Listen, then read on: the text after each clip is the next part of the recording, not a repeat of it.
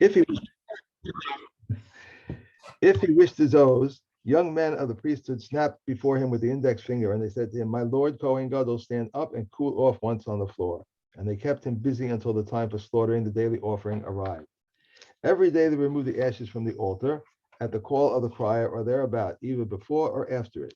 On Yom Kippur, it was done from midnight, and on the three festivals in the first watch. And yet, before the call of the crier, the courtyard was already filled with Jews. At first, whoever wanted to remove the ashes from the altar did so. In case there were many, they ran and ascended the ramp, and whoever preceded his colleague into the four amos won. If two of them were even, the administrator would say to them, "Put out a finger." What did they put out? One or two fingers, but they did not put out a thumb in the temple. So the story carries on. So there was once an occasion when two Kohanim were rushing up the ramp to get to the Trumas Hadeshin first. And the one elbowed his friend, and he fell off the ramp. And he broke his leg. Based in Sakana, and so this is getting too much, guys. It's getting dangerous. So they said no more races up the ramp. The right to do the Trumas Hadeshin is also done by lottery now. Okay. So now there were 4 lotteries done in the Mikdash every day, and this was the first of the lotteries. Okay, and we'll see the rest of the lotteries. By the way, this is all every day. It's not just Yoma. This is not just Yom Kippur. We happen to be mentioning this just because we're talking about the avodah that the Kohen. Remember, the Kohen Gadol in the week before Yom Kippur, he starts practicing all these things, getting actively involved, because on the day of Yom Kippur, he's going to have to do everything. Okay. So what's the second lottery? Mi shochet, mi zorek, mi medashen mizbeach hapnimi, mi medashen menorah, mi male evarim lekevesh. Okay, so the second lottery is basically it's a lottery for a number of things. It's not one person takes all, but basically the Kohanim would stand around in a circle and they would do the ini mini mini mo thing, and whoever it stops on would be you're the one who gets to do the shchita. And then the one after him does the zrika. The one after him does the dish on hamizbech hapnimi, cleans up the inner mizbech, and then the next one gets to clean up the menorah, and then the following 13 of them or 9 of them gets to take up the pieces of the tamid onto the ramp. That's the rosh v'haregel. So one person takes the head and the hind leg. And next one takes the 2 forelegs, ha'oketz v'haregel, and the third one takes the tail and the other hind leg. The next one takes the chazeh v'agera, the chest and the windpipe and all of those organs that are attached. V'shtei ha'defanos, and another one takes the 2 flanks. Another one takes the innards, the kravayim. Vasoles, and another one takes the flour. Vachavitin, that's the minchas chavitin is the korban of the Kohen Gadol. So I guess somebody else takes. Let me just check that out. Chavitin, Chavitin and the wine. And the wine. Okay. Shlosha Kohanim zachubo. So there were 13 Kohanim who got all of these honors over here. Amar ben Azai lifnei Rabbi Akiva mishum Rabbi Yeshua derech hilucho hayakarev. So Ben Azai disagrees with the Tanakama's version of how these things were brought, because the Tanakama brings the parts of the olah in order of their size and importance, whereas Ben Azai says no, you bring it in the order in which the animal would have walked up. So in other words, the head first, then the chest, then the legs, and etc. Okay. They want to eat. Follows the Tanakama. Mishna Daled Hapayas Hashlishi. So the third lottery now.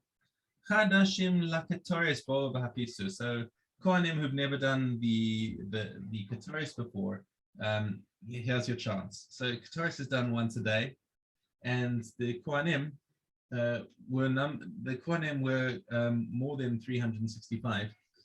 So, and they were, more of them were becoming bar mitzvah every year and whatever. So there was a lot of competition for the Ketoris, and you would only ever get a chance once to do it, because it was a big segula for Parnasa. So they were always very enthusiastic about getting it, but they would only do the lottery among people who had never done the Ketoris before.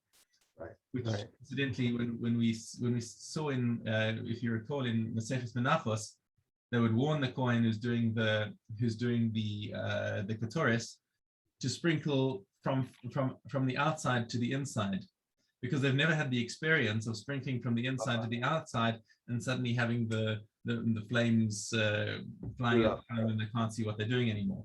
And now that I've mentioned that, I recall my mistake last night while I was lighting Hanukkah candles.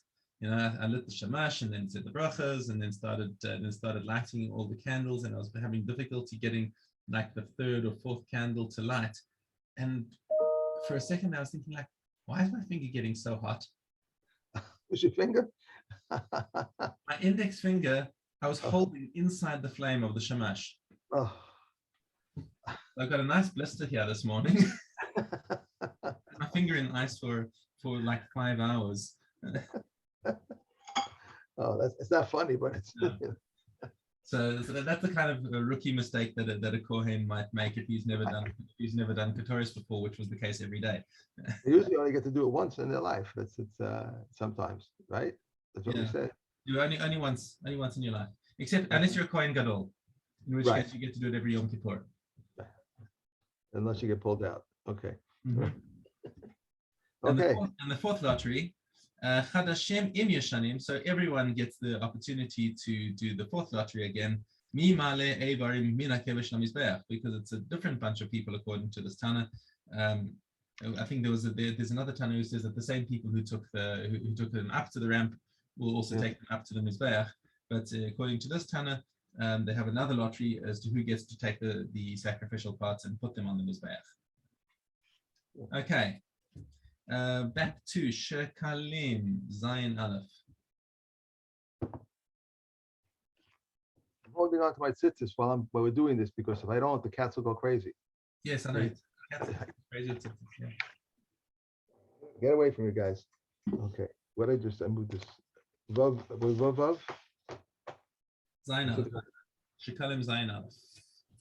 Oh yeah. Okay. No, because I took it out when I was talking just now. I took it out.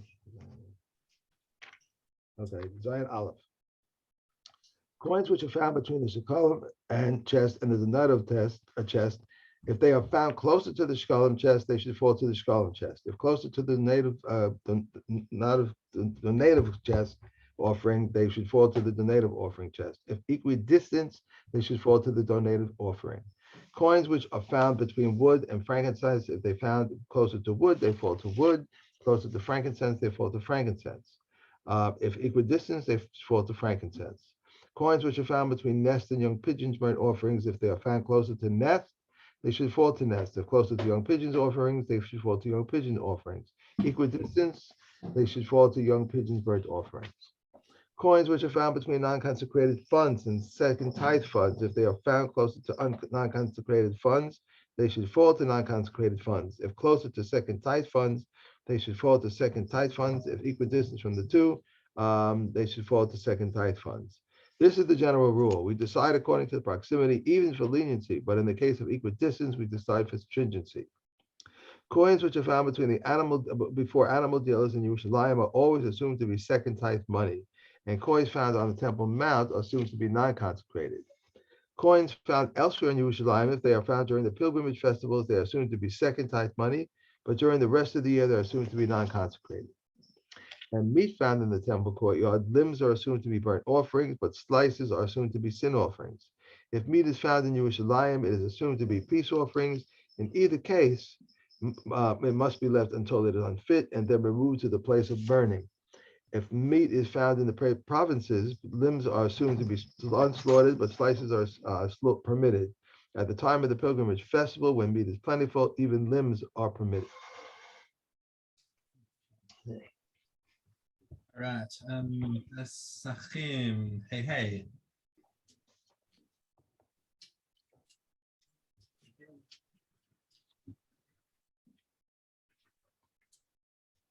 The Pesach offering was slaughtered in three groups, for it is written, and the whole assembly of the congregation of Israel shall slaughter it.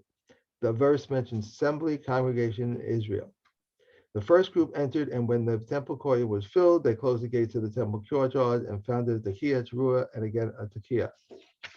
The Kohanim stood rows upon rows, and in their hands were silver bowls and golden bowls. One row was altogether of silver, and the other was altogether of gold.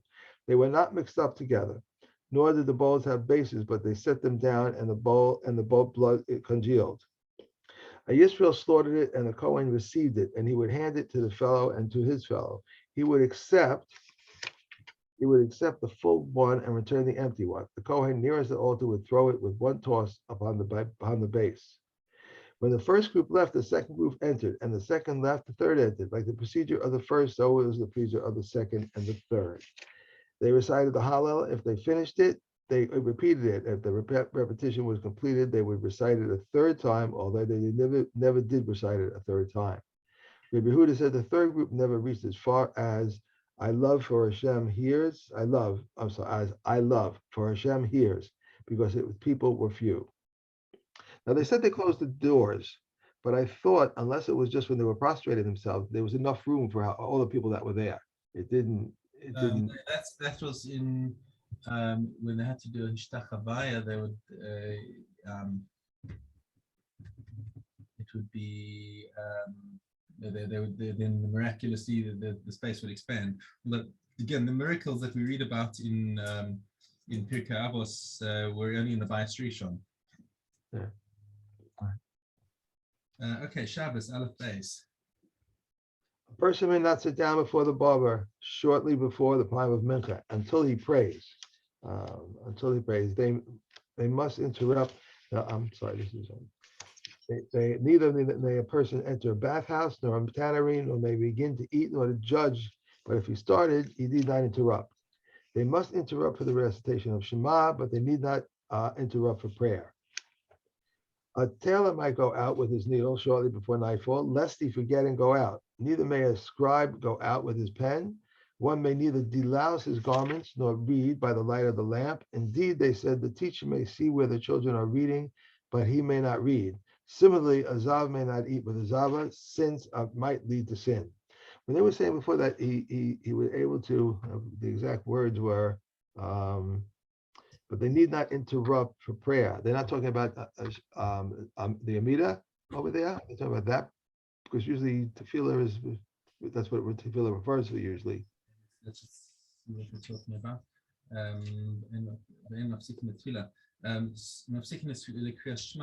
So this is where a person is working, right? With Talmidei Chachamim. So it's Talmidei Chachamim who are involved in Torah. If it's like this is like Rabbi Shimon Bar Yochai sort of level. If you're learning, you still have to take a break for Kriyas Shema, but you don't have to break for Tefillah. Apparently, this is not Lamaaseh. This is for people who are on the Rabbi Shimon Bar Yochai level. Okay, all right. That brings me out. Mm-hmm. All right, I think I have one more, right? Yeah, valid. Okay. And these are the halachos that they stated in the upper chamber of Hananiah ben Chizkiah ben Gurion when they went up to visit him. They were counted, and Beis Shammai outnumbered Beis Hillel, and they decreed 18 measures on a day. Right. So remember that story where the Beis Shammai sprang an ambush on the Beis Hillel next, and they convened the Beis Din and made sure that they had a majority. So they passed 18 halachas. The halachas are mentioned in the footnotes over here, but we're not going to go through them now. Okay. All right. We have Daled Gimel. Regarding a kneading bowl that is tevel yom, we may knead a dough in it and separate challah from it. And she brings the piece close and early designates it as challah, because the dough is a shlishi and the shlishi is tahor in the case of chulin. Regarding a pitcher that is tevel yom that one fills from a barrel of maisa, that is tevel, if he said this wine will be trumas maisa after dark, it is trumas maisa. If he said this wine shall be Erev, he has not said anything. Right, the Erev has got to be effective before Shabbos comes in. Right. You can't make an Erev out of tevel, Right. because you're not allowed to eat it. So the moment it becomes mutar is when it suddenly becomes the Erev. It doesn't work. It has to have been effective before Shabbos. If the barrel breaks, the wine in the pitcher remains devil. If the pitcher breaks, the wine in the barrel remains devil. Okay. Originally, the rabbi said, we may deconsecrate unto the produce of an amaretz. The rabbis later said, even unto his coins. Originally, the rabbi said, if one is going out and change, and he said, write a get from my wife, they should write the get and give it. The rabbis later said, even if one who sets out to sea and one who leaves in a caravan, Rav Shimon Sisori says, even a dangerously ill man. An Ashkelonian grapples that. We're done. Oh, Three. okay. Okay, Krisos. Okay, Gimel Hey. There is one who performs one act. This is my favorite part of Krisos. This is start singing "I'm my own grandpa." This is one who performs one act of cohabitation and is liable for it for 6 katos. He who cohabitates with his daughter may be liable for her as his daughter, his sister, his brother's wife, his father's brother's wife, a married woman, and a menstruate. And he who cohabitates with his daughter's daughter may be liable for her as his daughter's daughter, his daughter-in-law, his wife's sister, his brother's wife, his father's brother's wife, a married woman, and a menstruate. Rabbi Yossi says, if the great-grandfather transgressed and married her, he is liable for her as his father's wife, and so is he who cohabitates with his wife's daughter or with his wife's daughter. Right. So if you recall, in these cases over here, we have this whole legal path where this woman marries all these different people and is subsequently widowed or divorced, and every one of the cases was completely legal because none of the people there were an heir to her, but they added something else onto the Isser with her father. Then he has relations with her b'shogeg, so he's going to wind up bringing 7 chataos. Okay. One act. He who cohabitates with his mother-in-law may be liable for her as his mother-in-law, his daughter-in-law, his wife's sister, his brother's wife, his father's brother's wife, and a married woman and a menstruate. And so is he who cohabitates with his mother-in-law's mother. That's really going back.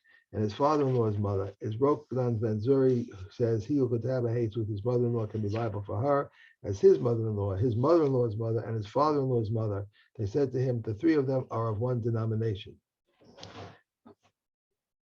Said Rabbi Kiva, I asked Rabbi Gamil and Rabbi Shua in the meat market of Imamus when they went to purchase an animal for Rabbi Gamil's feast.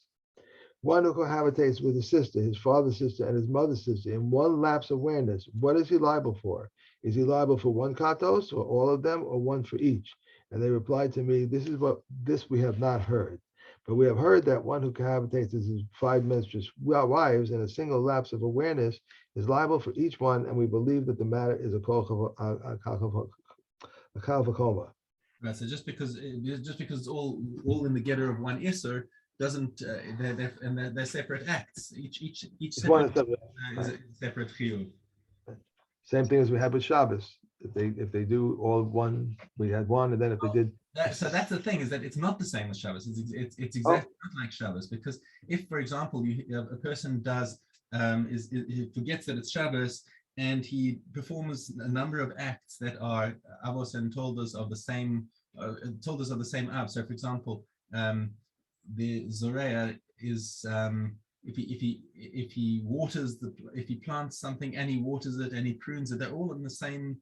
Right. The same malacha, and he would only have 1 chatas. Right. But if he does different acts, then he's liable for each one. When it comes to having relations with women, with 3 different nidas, all in one helem, when he didn't realize that a nida was aser, for example, and then he remembers the halacha, then he has to bring 3 chatas, even though it was all the same getter of avera. Okay, Baba Kama Hey Dalad. If a bull aims for another bull and strikes a woman, causing her to abort, the owner is exempt from paying the value of the fetus. But if a person aims for another person and strikes a woman, causing her to abort, he pays the value of the fetus. How does one pay the value of a fetus? We appraise how much the woman was worth before giving birth and how much she is worth since she gave birth. Rabbi Shimon ben Gamliel says, if so, when the woman gives birth, she increases her value. Rather, we appraise how much the fetus But she was increases worth. the value because she's now no longer at risk of dying in childbirth or whatever. The pregnancy adds risk to her. So a non-pregnant woman is worth more than a pregnant woman. So they said that's a bad calculation. And she gives the fetus to the husband. If she has no husband, he gives it to his heirs. If she has been a slave who was freed or a prostitute, he is exempt. When one digs a pit in the private domain and opens it into a public domain, or if he digs it in a public domain and opens it into a private domain, if he digs in a private domain and opens it into another private domain, he is liable. If one digs a pit in the public domain and a bull or a donkey falls into it and dies, he is liable. And whether one digs a pit, a trench, a cave, quadrangular pits, or wedge-like ditches, he is liable. If so, why is the pit stated? To teach us that just as a pit is deep enough to cause death, being 10 hands is so is everything that is deep enough to bring about death. Being 10 to Tefachim, if they are less than 10, or a bull or a donkey fell into it and died, he's exempt. If he's injured, he is liable.